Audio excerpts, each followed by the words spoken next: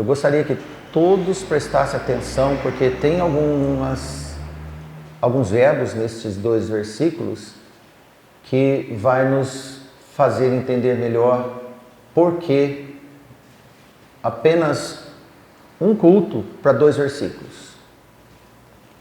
Abençoai aos que vos perseguem. Abençoai e não amaldiçoeis. Alegrai-vos com os que se alegram e chorai com os que choram. Amém? Que o Senhor possa nos ajudar, dar conhecimento para poder falar dele. Eu quero destacar 4 verbos nesses 2 versículos.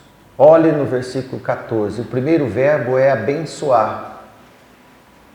Este verbo, ele está dizendo que nós devemos abençoar as pessoas. E quem? Quem nos persegue. Depois no versículo 15, ele diz: alegrai-vos e também chorai. Alegre com quem está alegre e chore com quem chore. E um verbo que não devemos cometer o erro de fazer. Está no final do versículo 14. É amaldiçoar alguém. Esse não pode. Como diz, isto é pênalti. Deus não quer e é grave. Irmãos, nós estamos estudando a carta de Paulo aos Romanos. Quem observou bem esta carta, e eu acredito que é um dos melhores estudos que nós fizemos aqui nesta igreja. Nos primeiros capítulos, Paulo apresenta a natureza dos homens, principalmente os gentios, que não tinham orientação de Deus. E também apresenta o erro dos judeus sobre a insistência na lei. E depois Paulo junta o comportamento humano com as doutrinas, principalmente capítulo 8, 9, 10 e 11. Então Paulo faz um estudo interessantíssimo sobre as doutrinas. Se Paulo para a carta aos Romanos no capítulo 11, ia faltar alguma coisa. Por isso que cremos que é um livro, uma carta inspirada por Deus. Agora, a partir do capítulo 12, em que nós já estamos na 3ª semana, Paulo passa a abordar o ensino do viver em Cristo. Como assim? Você sabe a teoria, que é a doutrina. Você sabe toda a teoria, como uma faculdade mesmo. Aprende a teoria para depois você praticar. Paulo está dizendo assim: agora que vocês sabem toda a teoria doutrinária, vamos à prática. Vamos à prática. E nós estamos vendo no capítulo 12, fato interessante, que agora ele aborda uma praticidade que combina com o que todos os outros apóstolos pregaram, com o que o nosso Senhor Jesus Cristo ensinou e também na plataforma dos profetas, que ensinaram as doutrinas. O que acontecia quando Paulo escreveu essa carta? Provavelmente Paulo estava em Corinto, na Grécia, e escreveu essa carta para os irmãos que estavam em Roma, e lá em Roma existiam irmãos judeus e irmãos gentios. Mas o fato social daquela cidade e daquela época, os cristãos do primeiro século, especialmente no tempo dos apóstolos, aqueles irmãos tinham poucos motivos para esperar compaixão das pessoas e do próprio Império Romano.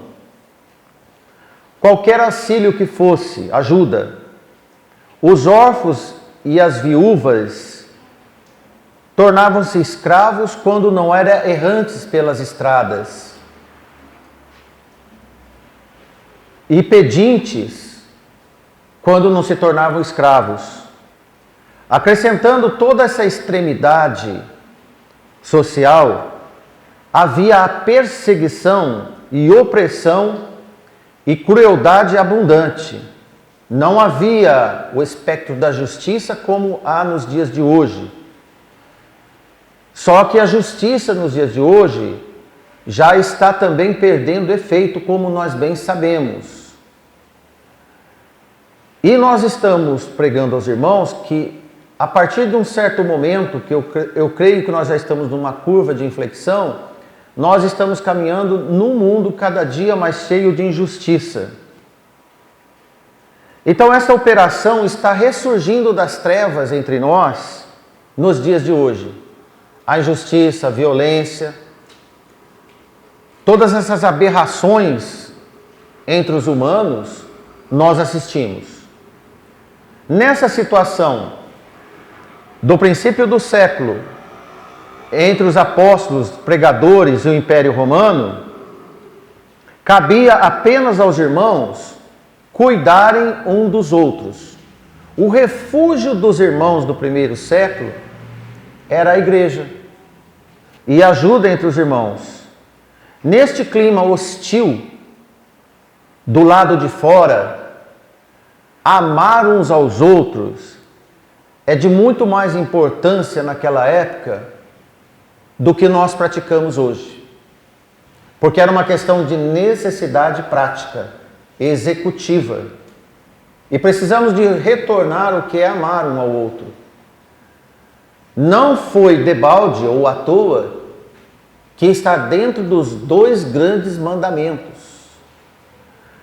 Neste tempo, é bom observar, e você que está na rede nos ouvindo, obrigado pela sua presença, que naquele tempo não existiam auxílios emergenciais, ações humanitárias, aposentadoria, pensões ou planos emergenciais do governo, para ninguém.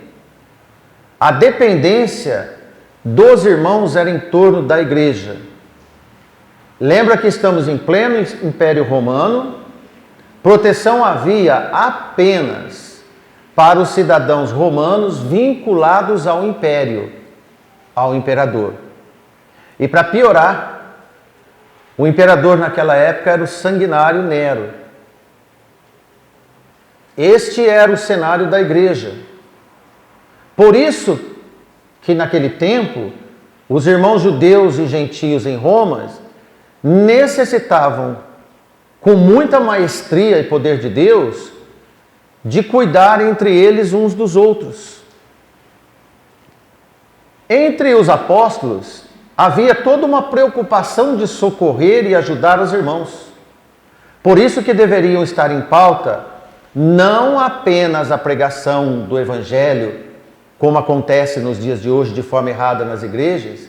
As pessoas ouvem o Evangelho e vão para casa e cada um cuida da sua vida. Não era apenas a pregação do Evangelho.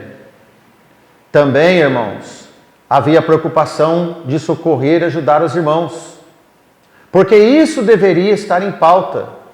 As necessidades de cada um era necessário observar. E Paulo diz que o dever da hospitalidade era necessário. Não que hoje não é mais, ainda é uma obrigação para os cristãos, como exemplo do cristianismo verdadeiro na prática. O verso 13 que nós não lemos, ele contém a seguinte expressão: comunicai com os santos nas suas necessidades, segui a hospitalidade. Porque Paulo escreve essas 2 portas de orientações. A primeira era a necessária comunicação entre os irmãos para saber como estava cada um. E a segunda orientação, a hospitalidade, que abrange todos os homens, todos os necessitados. Preste atenção, todos os homens e todos os necessitados. Porque o termo hospitalidade, nós quando passamos numa casa, num prédio geralmente grande, nós vemos a hospital. Quem vai para o hospital? Todos os doentes. Então o termo hospitalidade vem de hospedar, cuidar. Cuidar de quem? É importante você saber que o termo é cuidar de estranhos.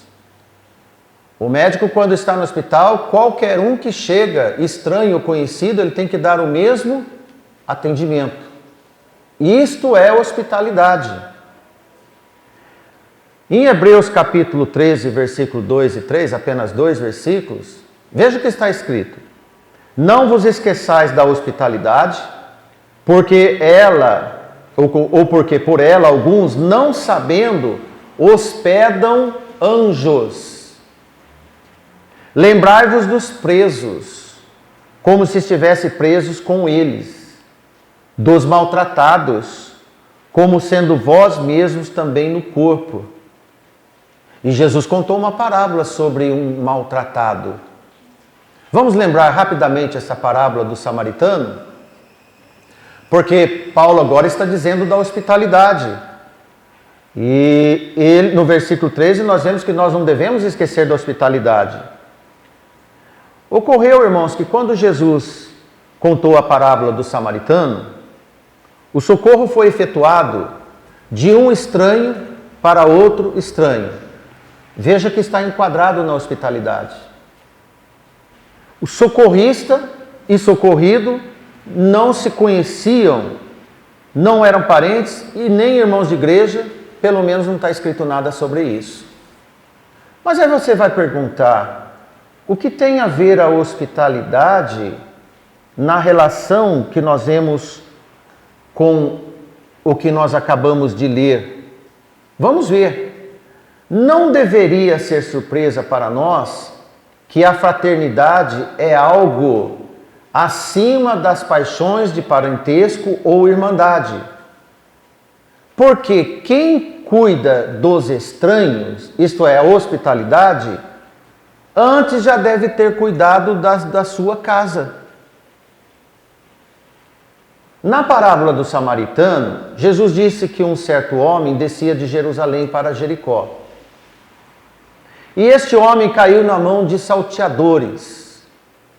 E esses maldosos ladrões de estrada, salteador é ladrão de estrada, eles roubaram, espancaram aquele homem e o abandonaram na estrada, desmaiado, como se morto. Bom, ficou aquele homem estatelado na beira da estrada. E na estrada passa mais gente. Veja que assaltos e saques nas estradas, em caminhos, é uma ladroagem que faz há muito tempo. Podemos já deduzir que roubador e corrupto vai haver sempre na terra, até o dia que Jesus voltar. Não pense que vai acabar. Voltando à parábola, neste assalto de Jesus, ou nesse conto assalto de Jesus, algumas figuras conhecidas do meio religioso daquele tempo passaram pelo caminho. Logo depois desse crime, foram os primeiros para encontrar este homem. E encontraram aquele homem dessa forma que nós falamos, quase que morto, sangrando, saqueado, sem nada, sem identidade. E para a surpresa nossa, os dois primeiros que encontraram esse homem ferido na estrada, um era um sacerdote e o outro era um levita. Aquele que cuidava dos religiosos, dos afazeres religiosos, como sabemos, dos cerimoniais do templo. Esses dois eram comprometidos com a religião. Interessante. Eram religiosos. Os dois tinham estudo e conhecimento sobre o dever que deveriam exercer diante daquela cena que encontraram. E nada fizeram. Passaram ao largo, isto é, ignoraram a vítima. Logo em seguida, irmãos, num dado momento, diz Jesus, um certo samaritano, um viajante desconhecido, da região fora da religião oficial e aceita pelos homens, este homem desprezado também, moveu-se de íntima compaixão com aquele homem daquele estado, e cuidou dele das suas feridas, colocou azeite e vinho nas suas feridas, fez um preventivo nele, podemos dizer, colocou o ferido na anca do seu animal e levou para um abrigo. Chegando nesse abrigo, ele pagou uma certa quantia, diz lá 2 dinheiros, e ainda deixou um crédito aberto para futuros gastos, caso precisasse. E caso necessitasse de mais dinheiro, ele passaria novamente um outro dia para acertar o débito restante e este homem recuperasse e fosse seguir o seu caminho. Jesus contou essa história. Na verdade, Jesus respondeu esta parábola, porque foi uma pergunta a um doutor da lei, homem íntimo dos sacerdotes e dos levitas. Este homem havia perguntado para Jesus quem era o próximo dele, porque ele queria entrar no reino dos céus. Porque a primeira pergunta que ele havia feito para Jesus foi sobre o que ele deveria fazer para entrar na vida eterna. Então, em Lucas 10, versículo 25, 26, se você for ver, anteriormente a esses versículos está toda a história que nós, e no desenvolver desses versículos estão toda a história que nós estamos te contando. No versículo 26, por exemplo, disse Jesus, sobre esta pergunta de entrar no reino eterno, Jesus disse para ele, o que está escrito na lei? Como que você lê? Jesus sabia que ele tinha conhecimento dos escritos. Você faz uma pergunta de algo que você já leu e conhece, porque você já leu. E ele responde para Jesus no versículo 27 corretamente. Bom aluno. Ele era doutor e ele disse, amarás o Senhor teu Deus de todo o coração, e de toda a sua alma, e de todas as suas forças, e de todo o teu entendimento, e ao próximo como a ti mesmo. Então Jesus respondeu para ele, respondeste bem, agora você faça isso e viverás. Se nós estamos estudando o livro de Romanos, nós poderíamos dizer, respondemos bem porque nós aprendemos as doutrinas.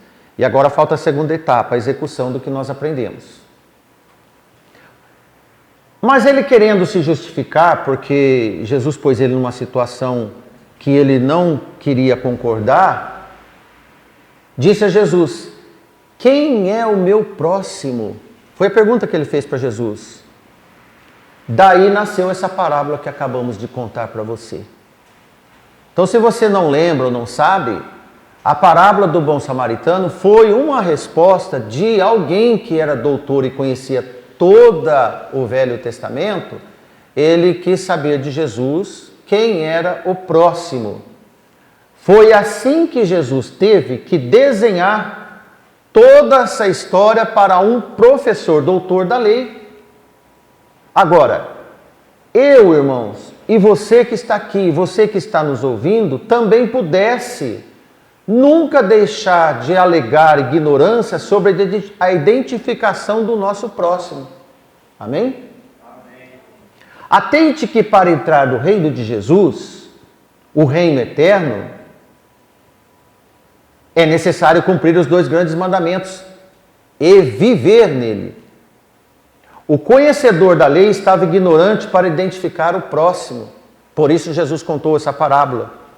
Embora tinha conhecimento teórico dos mandamentos, assim como muitos membros de igrejas têm conhecimento teórico das doutrinas, falta a execução do que sabe.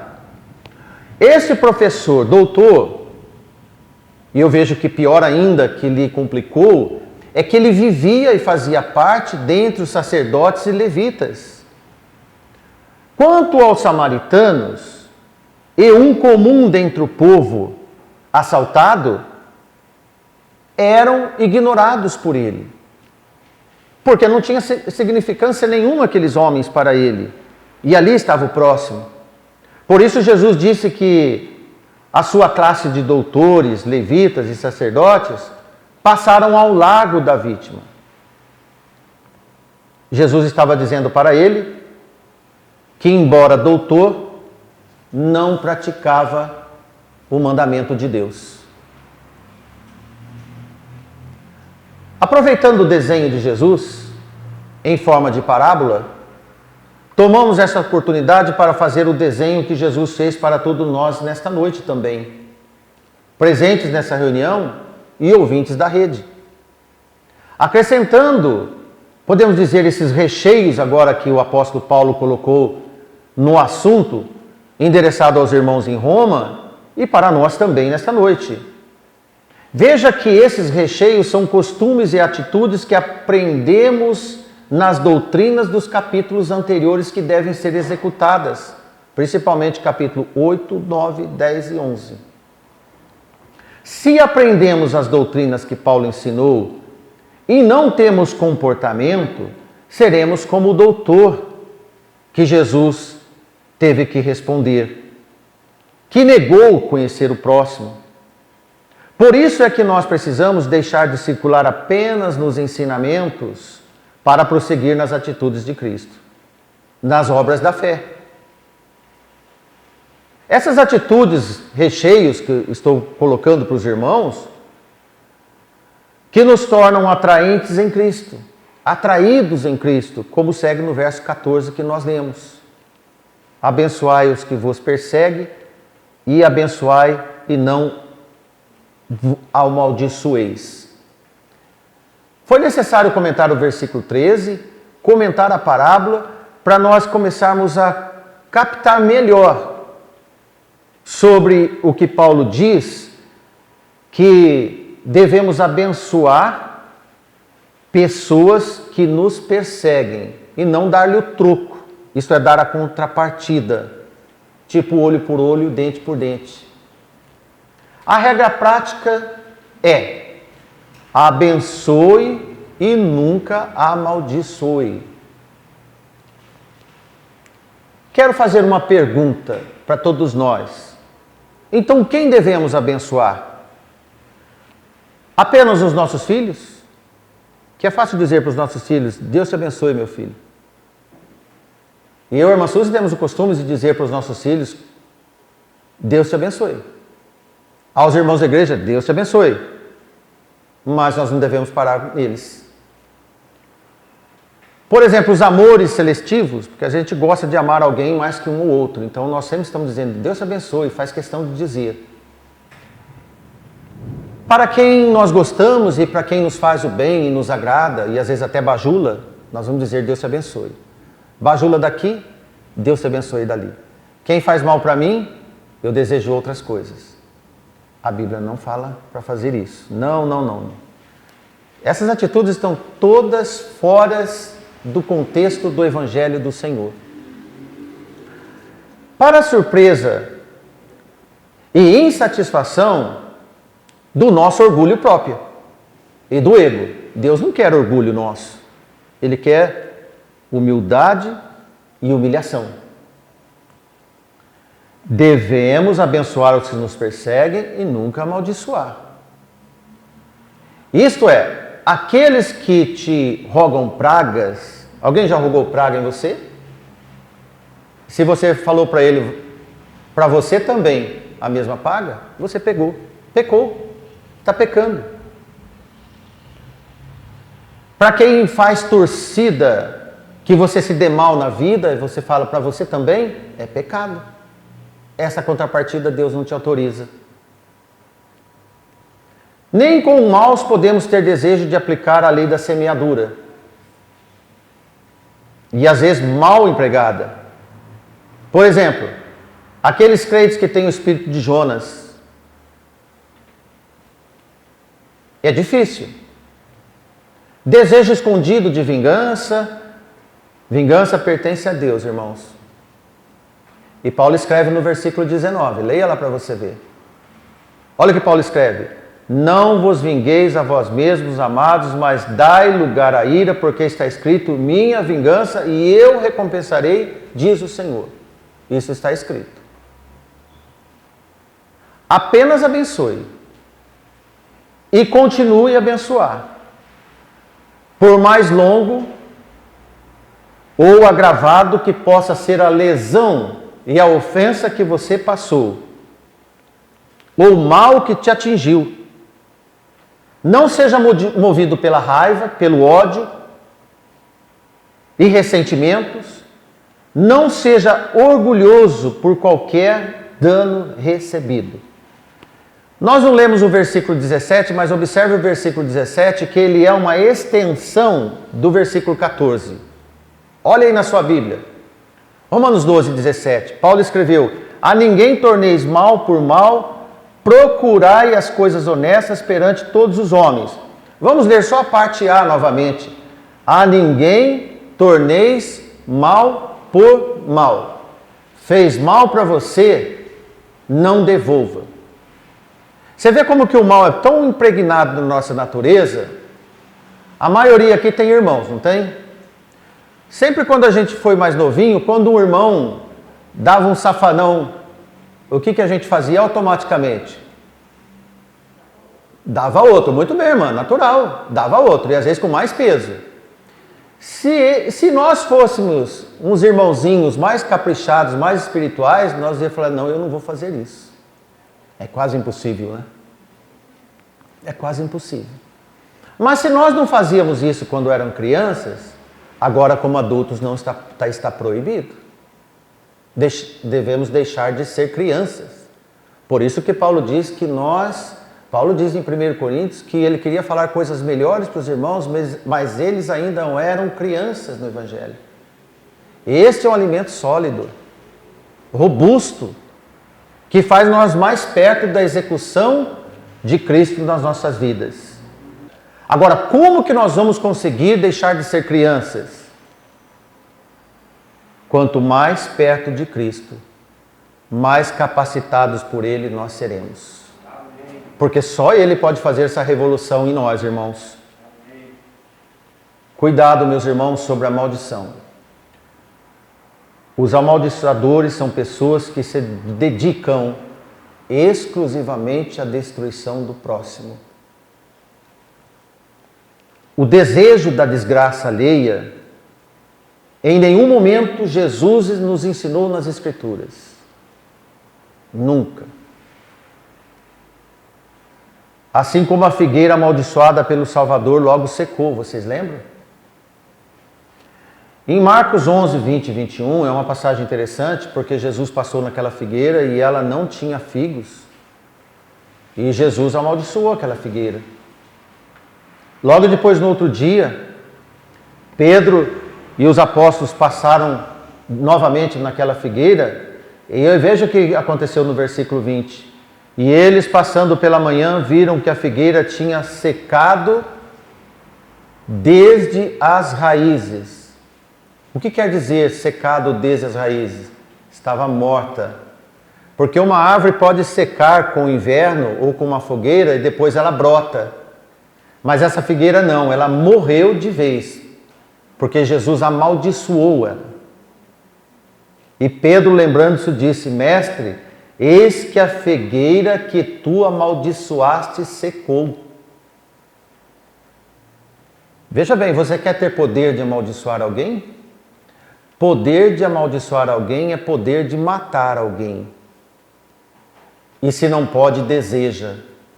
Ah, irmãos, nós não podemos estar assim.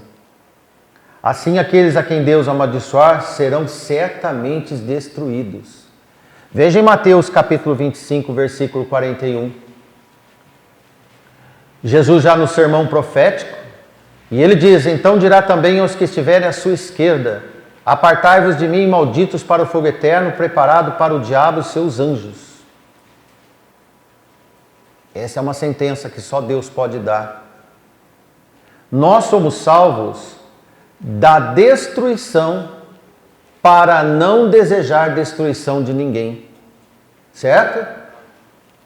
A nossa pregação é para a salvação e não para acelerar a morte e a destruição de ninguém, nem dos piores inimigos e pecadores deste mundo.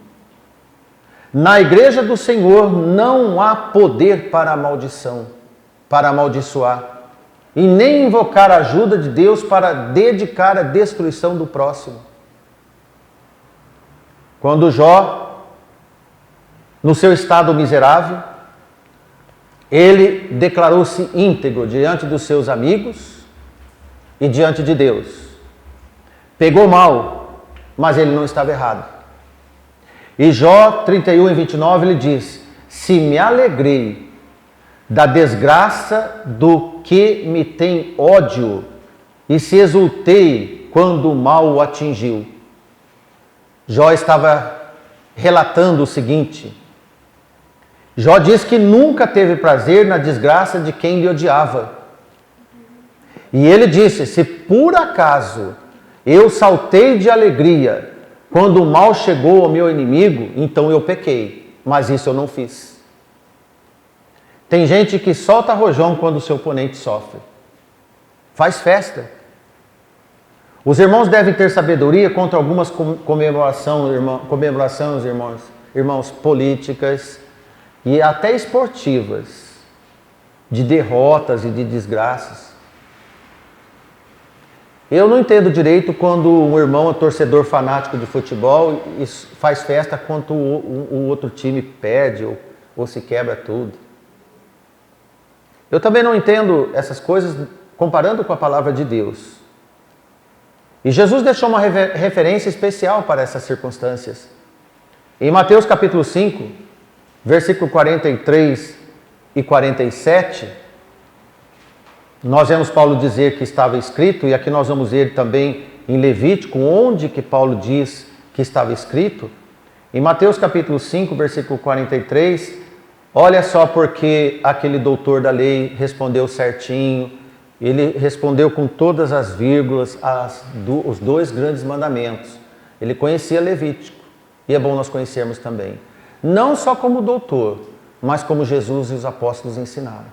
Amém, irmãos? Leiamos. Ouviste o que foi dito, isto é, o que os profetas disseram: amarás o teu próximo e odiarás o teu inimigo. Eu, porém, vos digo: amai os vossos inimigos e bendizei os que vos maldizem, fazei bem aos que vos odeiam, e orai pelos que vos maltratam e vos perseguem, para que sejais filhos do vosso Pai que está nos céus. Porque faz que o sol se levante sobre os maus e bons, e a chuva desça sobre os justos e injustos. Pois se amardes os que vos amam, que galardão tendes? Não fazei os publicanos também o mesmo? Se saudares unicamente os vossos irmãos, que fazeis demais? Não fazem os publicanos também assim?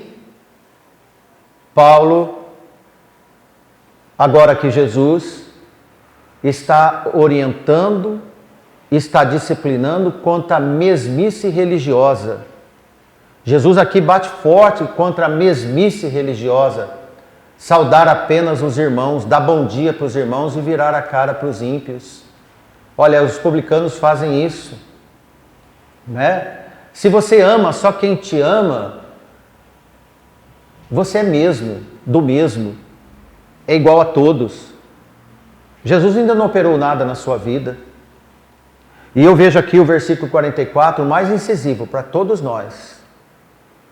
Quando Jesus disse: eu, porém, vos digo, amai os vossos inimigos e bendizem, não amaldiçoe quem fala mal de você, os maledicentes. Tem gente que fala mal de você, não fale mal dele. Jesus disse isso. Fazei o bem aos que te odeiam, seja como Jó, pelo menos. Jó foi homem como qualquer um de nós. Sofreu muito mais que qualquer um de nós. E orai por aqueles que te maltratam, que te desejam mal. E também aqueles que perseguem. E o que está escrito agora? Palavras do nosso Senhor Jesus Cristo. Se você fizer essa lição de casa, você vai ser filho de Deus, que está no céu. Amém? Então, para ser filho de Deus, para ser crente e salvo, não é só conhecer doutrinas. É melhor conhecer pouco e fazer o suficiente do que conhecer muito e nada fazer. Porque doutores nas igrejas tem demais. Tome base por essas discussões religiosas que existem na internet. Defendendo doutrinas, escandalizando os ouvintes, não se importando com o próximo na verdade. Pois então, se você for um crente desse porte que Jesus pediu, você está apto para alegrar-se com os que se alegram. Nem todos se alegram com a alegria do próximo, Às vezes a alegria das conquistas e comemorações do próximo perturba alguém. Agora eu vou dizer para você, quando a alegria, o sucesso de alguém perturba, isso é um outro sentimento inapropriado. E você sabe qual é. Quando você não se sente bem com o bem dos outros. Precisa melhorar muito. E Paulo diz, alegrai-vos com os que se alegram e chorai com os que choram. Desta forma, meus irmãos, você está apto para fazer a obra completa de Deus. Nesse versículo 15, nós vemos aqui duas ordens. A primeira é de grau mais comum, alegrai-vos com os que se alegram. É comum, mas não é tão praticado. Porque a alegria de alguém às vezes perturba quem não está alegre. Olha, que seja a alegria de alguém um motivo para te deixar melhor. A regra do amor ao próximo é: interesse-se vivamente pela prosperidade dos outros e o bem. Seja motivo de alegria para você quando souber da saúde, da recuperação de alguém, da prosperidade ou alegria de qualquer irmão. Comemore com ele como se fosse a sua vitória. Porque, irmão, sendo assim, no dia da tristeza, você também, consequentemente, vai chorar com ele. Trabalhe segundo uma mente compassiva e solidária. Estamos no assunto hospitalidade ainda. Deixe o seu coração sentir pelos aflitos, entre nas suas tristezas e suporte uma parte dos seus encargos. Se comportou-se na alegria, comporte-se também na carência, na tristeza. A empatia é o poder de assimilar sentimentos afetuosos da angústia do seu amigo ou de um estranho e faz que ele se sinta aliviado na mesma proporção em que o outro entrou na sua vida. Amém, irmãos? Amém. Pois nem todas as tristezas devem ser compartilhadas com afeto, sabia? As mágoas, por exemplo, são manchas de confusões e desgostos da alma. Pessoa magoada é um estágio complicado. Se um amigo está magoado com alguém, não é interessante repartir esta mágoa com ele. O sentimento de mágoa não deve ser transferido. O sentimento de raiva não deve ser compartilhado. O sentimento de ódio, de maldição, não deve nem existir. Agora, a tristeza e a alegria, sim, faz parte do nosso dia a dia. Era assim que os irmãos em Roma enfrentavam o grande mal dos homens, na figura do imperador, na figura de um sistema que não se importava com gente, mas tinha a palavra de Deus que tinha tudo a ver com a gente. Amém? Que Deus nos abençoe. Amém.